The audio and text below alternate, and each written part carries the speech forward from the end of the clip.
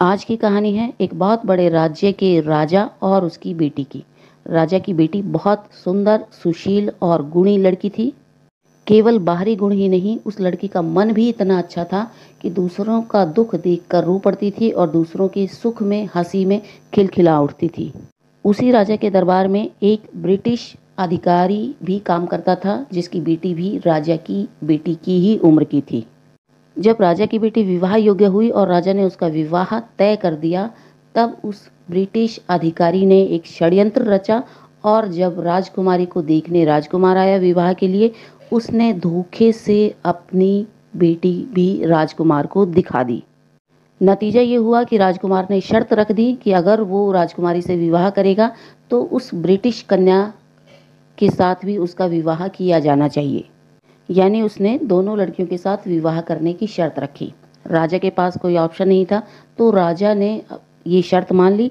साथ ही राजा ने भी अपनी शर्त रख दी कि मेरी बेटी ही पटरानी या महारानी के पद पर रहेगी। राजा की शर्त भी मान ली गई और राजकुमारी को विवाह के बाद महारानी घोषित कर दिया गया। कहने को तो महारानी का पद राजा की बेटी को दिया गया था, लेकिन पूरे महल में चलती उस अंग्रेज की बेटी की थी, क्योंकि धीरे धीरे करके सभी महलवासी उसके चंगुल में, उसके आकर्षण में फंसते गए और वो राजकुमार भी चाहकर कुछ नहीं कर पाया। जिस सम्मान का वादा उसने राजा की बेटी को किया था, वो सम्मान अंग्रेज की बेटी को ज़्यादा मिल रहा था। कहीं महारानी को दुख ना हो, इसलिए राजा ने एक व्यवस्था की कि जिस दिन राजा की बेटी को महारानी घोषित किया गया था, उस दिन को एनिवर्सरी के रूप में हर साल मनाया जाने लगा। हर साल महल को सजाया जाता, उत्सव मनाया जाता। 10-15 दिन पहले से ही तैयारियां शुरू हो जाती।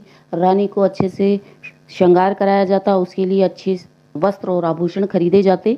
कहने का मतलब ये है कि उसको ये रियलाइज़ कराने की कोशिश की जाती कि असली महारानी वही है। क्योंकि महारानी दिल की बहुत अच्छी थी और बहुत भोली थी, तो एक दिन महारानी दिवस के अवसर पर ही वो श्रृंगार करके खुश हो जाती। बस यही स्थिति हमारे देश में आज हिंदी और अंग्रेज़ी की है। जिस सम्मान की असली हकदार हमारी हिंदी भाषा है, वो सम्मान आजकल अंग्रेज़ी को मिल रहा है और हिंदी बोलने वालों को खुश करने के लिए सरकार हिंदी दिवस मना लेती है, या फिर ज़्यादा कहें तो हिंदी पखवाड़ा। 15 दिनों में जितना चाहे आप हिंदी का सम्मान कर लीजिए। बाद में सारे काम अंग्रेज़ी में ही होने हैं और होने भी चाहिए।